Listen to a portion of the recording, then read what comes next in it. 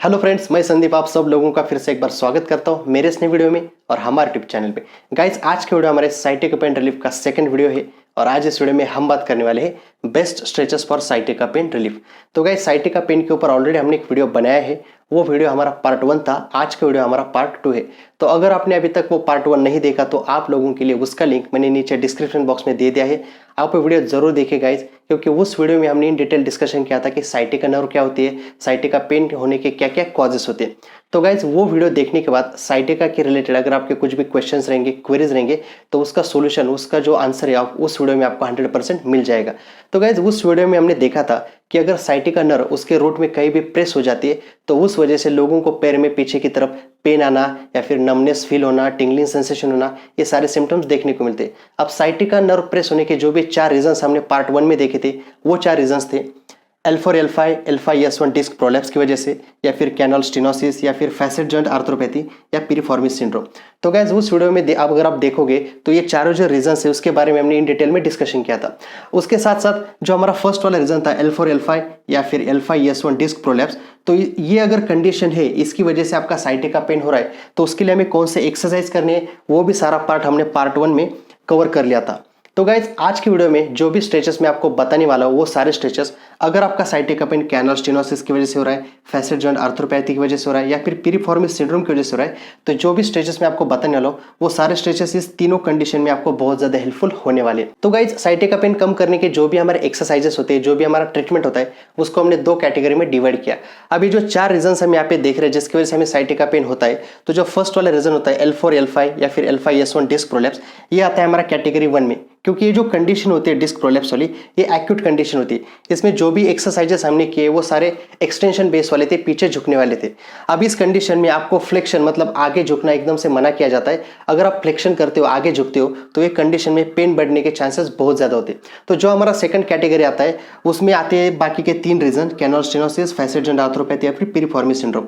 अब जो भी तीनों रीजन यहाँ पे आप देख रहे हैं, इसका जो एक्सरसाइज का बेस होता है वो फ्लेक्शन, आगे झुकने वाला होता है। अब इस दोनों कंडीशन में, स्पेशली कैनल स्टेनोसिस में क्या होता है, जो भी हमारा सेंट्रल कैनल होता है या फिर फोरामिनल कैनल होता है, इसमें नैरो हो जाता है, ये कैनल नैरो हो जाता है और उसकी वजह से वहां से जो नर्व पास होती है उसके ऊपर प्रेशर आ जाता है। सेम चीज अगर आपका फैसेट जॉइंट आर्थ्रोपैथी है, तो इसकी वजह से जो फैसेट जॉइंट है वहां पे एक्स्ट्रा बोनी मार्जिन निकल के आते हैं, जिसको हम ऑस्टियोफाइट्स बोलते हैं। तो उसकी वजह से भी जो भी हमारा फोरामिनल कैनल होता है वो नैरो होने लगता है और वो भी क्या करता है, वहां से जो नर्व निकलते हैं उसको प्रेस करने लगता है। तो इन दोनों कंडीशन के लिए जो भी मैं स्ट्रेचेस आज आपको बताने वाला हूँ, ये स्ट्रेचेस क्या करने वाली है, जो भी हमारा कैनल है वो जो नैरो हो चुका है उसको खोलने में हेल्प करेंगे। सेम चीज अगर आपका पिरिफॉर्मिस सिंड्रोम हो रहा है, पिरिफॉर्मिस मसल अगर आपका बहुत ज्यादा टाइट है और उसके टाइटनेस की वजह से अगर वो साइटिका नर्व को ऐसे प्रेस कर रहा है, तो उसके स्ट्रेचेस की हेल्प से हम क्या करने वाले, उस मसल को स्ट्रेच करने वाले और जो भी साइटिका को प्रेस करे उसको हम खोलने वाले। तो गाइज, ये जो स्ट्रेचेस मैं आज आपको बताने वाला हूँ, ये stretches canal stenosis, facet joint arthropathy and piriformis syndrome, इस कंडीशन में अगर आपका साइटिका पेन हो रहा है तो उसको कम करने के लिए बहुत ज्यादा हेल्पफुल होने वाली है। तो गाइज, सबसे बड़ा सवाल आप लोगों के मन में ये आ सकता है कि जो भी एक्सरसाइजेस आपको करने, साइटिका पेन रिलीफ करने के लिए जो भी एक्सरसाइज आप फॉलो करने वाले हो, वो आपके कौन से कैटेगरी के करने, कैटेगरी 1 के करने, कैटेगरी 2 के करने। तो गाइज, ये आइडेंटिफाई करने के लिए जो सबसे पहला पॉइंट आता है वो आता है टाइम पीरियड।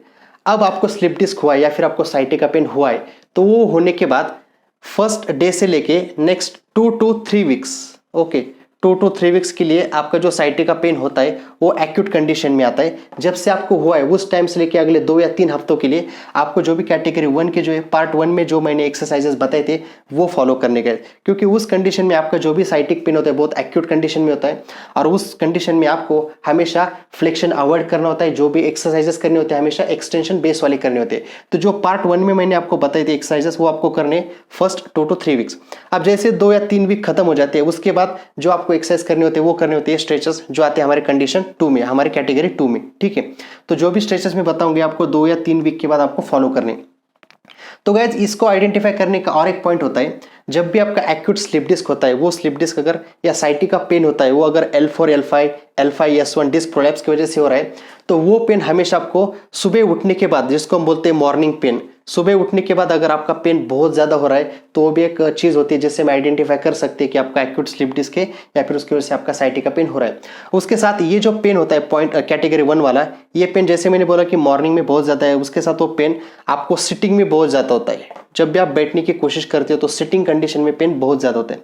कंपेरेटिवली ये जो तीनों कैटेगरी का अगर साइटिका पेन हो रहा है तो ये पेन आपको एक तो स्टैंडिंग में बहुत ज़्यादा होगा या फिर वॉकिंग में बहुत ज़्यादा होगा। सिटिंग करने के बाद आपको काफ़ी देर तक इससे रिलीफ मिलता है, क्योंकि इससे क्या होता है, जब भी हम सिटिंग करते हैं तो हमारी बॉडी आगे की तरफ झुक जाती है और जो भी फोरामिनल कैनल होता है या सेंट्रल कैनल होता है वो ओपन हो जाता है और नर्व के ऊपर जो प्रेशर वो कम होने लगता है। तो ये कुछ आइडेंटिफिकेशन मार्क्स होते हैं जिससे हमें पता कर सकते हैं कि जो भी हमारा ट्रीटमेंट रहेगा, एक्सरसाइजेस रहेंगे, वो हमें कौन से बेसिस पे करने। तो गाइज आई होप कि जो भी अभी मैंने आपको समझाया वो आपको पूरी तरह से समझ में आया होगा। अब हम देखते हैं हमारा बेस्ट स्ट्रेचेस कौन से है जिसकी हेल्प से हमारा जो साइटिका पेन हो रहा है उसको हम इंस्टेंटली कम कर सकते हैं। तो गाइज साइटिका पेन कम करने के लिए जो भी स्ट्रेचेस मैं आज आपको बताने वाला हूँ वो सारे स्ट्रेचेस आपको लेट के करने, सीधा लेट के करने, कोई भी स्ट्रेच आपको बैठ के या फिर खड़े होकर नहीं करना। तो सबसे पहला स्ट्रेच हमें जो करना है उसके लिए आपको क्या करना है, मैट लेके मैट के ऊपर ऐसे सीधा लेट जाना है। अब गाइज आपको पिलो कंपलसरी यूज करनी है ताकि आपका जो भी कर्वेचर होता है स्पाइन का वो मेंटेन रहेगा।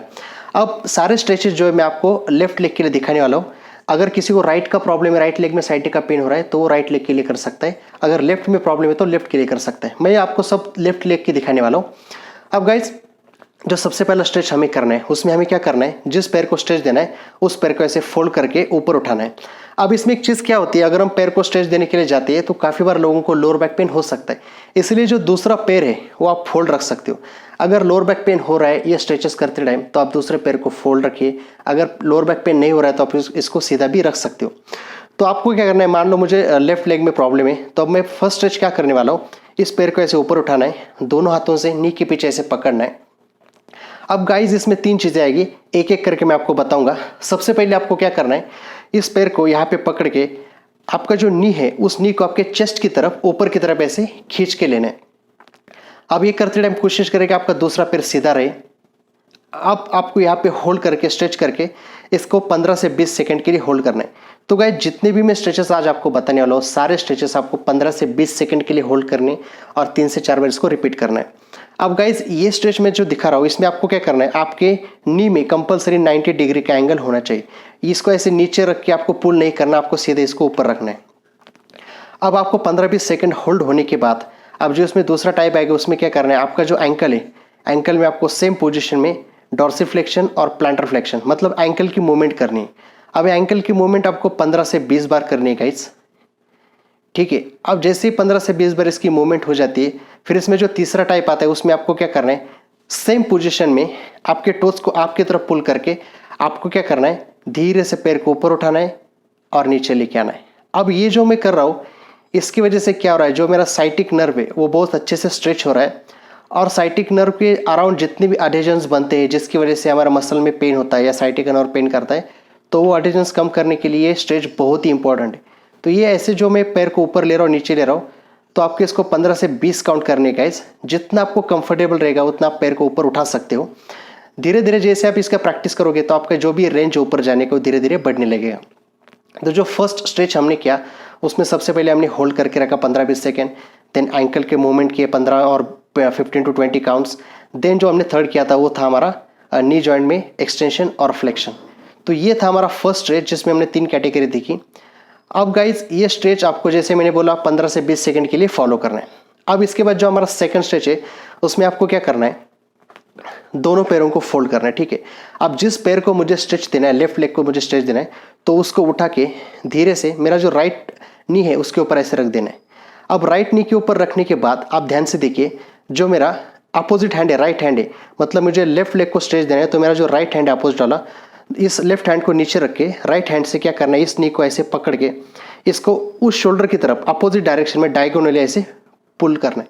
तो जैसे मैं इसको पुल करता हूँ तो मेरा जो भी हिप के मसल से, जहाँ पे अगर पिरिफॉर्मिस सिंड्रोम है तो उस कंडीशन में जो भी हिप के मसल से पिरिफॉर्मिस वगैरह तो वो सारे मसल के ऊपर बहुत अच्छे से स्ट्रेच आ जाता है और जो भी मेरा साइटिक पेन है वो कम करने में बहुत ज़्यादा हेल्प होगी। तो इस स्ट्रेच को अगेन आपको 15 से 20 सेकंड के लिए होल्ड करना है गाइस। मैं फिर से अभी इसको राइट लेग में दिखाता हूँ। जिन लोगों को राइट लेग का प्रॉब्लम है, लेफ्ट लेग को फोल्ड किया, राइट लेग को उठा के यहाँ पे रखा। अब मैंने जो मेरा लेफ्ट वाला हैंड है अपोजिट वाला, उसको यहाँ पे पकड़ के, नी पे पकड़ के धीरे से इसको अपोजिट डायरेक्शन में ऐसे पुल किया। तो गाइज ये हो गया हमारा सेकंड स्ट्रेच। ओके, अब जो हमारा थर्ड स्ट्रेच है वो इसी से थोड़ा सिमिलर है।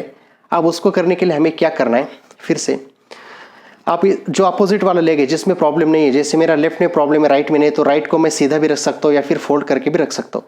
अब मैं क्या करूँगा, लेफ्ट लेग को स्ट्रेच करने के लिए इस पैर को मुझे ऊपर उठाना है फिर से।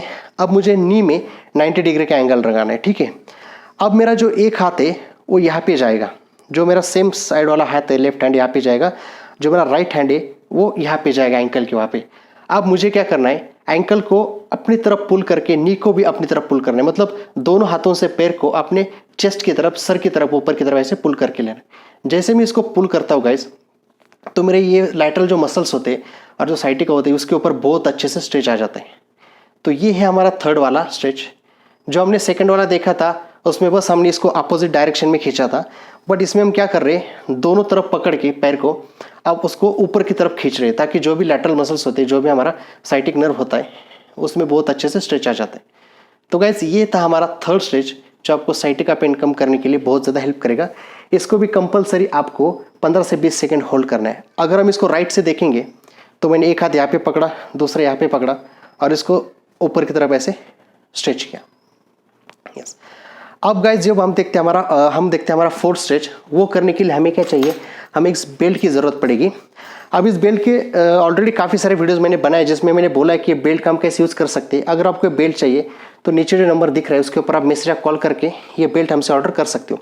अब जो फोर्थ स्ट्रेच हम करने वाले हैं वो करने वाले हमारे हैमस्ट्रिंग मसल के लिए। अब उसको आपको क्या करना है, इस बेल्ट को पैर के आप ऐसे लगा के, ठीक है, अब इस बेल्ट को पैर दोनों हाथों में ऐसे पकड़ के नीचे लेट जाना है। अब धीरे से आपको क्या करना है, पैर को उठा के आपके टोस को आपकी तरफ ऐसे पुल करके रखना है, नी को सीधा रखना है और इस बेल्ट को ऊपर की डायरेक्शन में से पुल करके आपको क्या करना है, आपका जो हैमस्ट्रिंग मसल है उसको अच्छे से स्ट्रेच करना है। तो गाइस जितना आपको सहन हो रहा है उतना स्ट्रेच करना है। जैसे जैसे आप इसका प्रैक्टिस करोगे तो जो भी आपका रेंज ऑफ मोशन होता है वो धीरे धीरे बढ़ने लगेगा। तो इस स्ट्रेच को भी, हैमस्ट्रिंग स्ट्रेच को भी आपको कंपलसरी 15 से 20 सेकंड के लिए होल्ड करना है गाइस, और ऐसे 2 से 3 बार इसको फॉलो करना है। तो ये हो गया हमारा फोर्थ स्ट्रेच जिसमें हमने हैमस्ट्रिंग मसल को स्ट्रेच किया। अब हम देखते हैं हमारा लास्ट फिफ्थ वाला स्ट्रेच। अब उसमें क्या करना है, आप दोनों पैरों को फोल्ड करके रख सकते हो, इसको हम बोलते हैं नी टू चेस्ट। अब इसमें आपको क्या करना है, इस पैर को फोल्ड करके, जिसमें आपको साइटिका का प्रॉब्लम है उस पैर को फोल्ड करके दोनों हाथ को नी के ऊपर रखना है और इस नी को अपने चेस्ट की तरफ पुल करने की कोशिश करनी। अब ये करते टाइम आपका जो भी एंकल होता है उसमें आपको ऐसे फ्लेक्शन करके रखना है। तो इस स्ट्रेच को बोलते हैं नी टू चेस्ट। इसको भी आपको 15 से 20 सेकंड के लिए होल्ड करने है गाइस। अब काफ़ी लोग क्या करते हैं, दोनों पैर से उठाने की कोशिश करते हैं। ये तो सही होता है, बट काफ़ी बार क्या होता है, अगर आपका एक्यूट स्लिप डिस्क होता है तो उस कंडीशन में आपका हिप अगर उठ जाता है तो काफ़ी बार एक्सेसिव फ्लेक्शन की वजह से वो डिस्क बल्ज बढ़ने के चांसेस बहुत ज़्यादा होते हैं। तो सेफर साइड आप क्या करो, इसको एक एक पैर से करो, इस वाले से, फिर इसको नीचे रख के दूसरे वाले से, ठीक है। तो हमें बिल्कुल भी जल्दबाजी नहीं करनी, एकदम सेफली करना है। तो ये जो वाला स्ट्रेच होता है हमारा नी टू चेस्ट, इसको भी हमें 15 से 20 सेकंड के लिए होल्ड करना होता है गाइज। तो guys I hope sciatica pain relief के जितने भी स्ट्रेचेस आज मैंने आपको बताए वो आपको पूरी तरह से समझ में आए होंगे। इसके अलावा अगर आपके कुछ भी क्वेश्चन है, क्वेरीज है रिलेटेड टू साइटिका या फिर स्लिप डिस्क, तो आप नीचे मेरा नंबर दिया हुआ है उसके ऊपर कॉल या मैसेज करके हमसे कंसल्टेशन ले सकते हो। तो गाइज आई होप जो भी इन्फॉर्मेशन आज मैंने आपको इस वीडियो में देने की कोशिश की वो आपको पूरी तरह से समझ में आई होगी। अब हम मिलते हैं हमारे अगले वीडियो में ऐसे किसी नए टॉपिक के साथ। तब तक के लिए टेक केयर।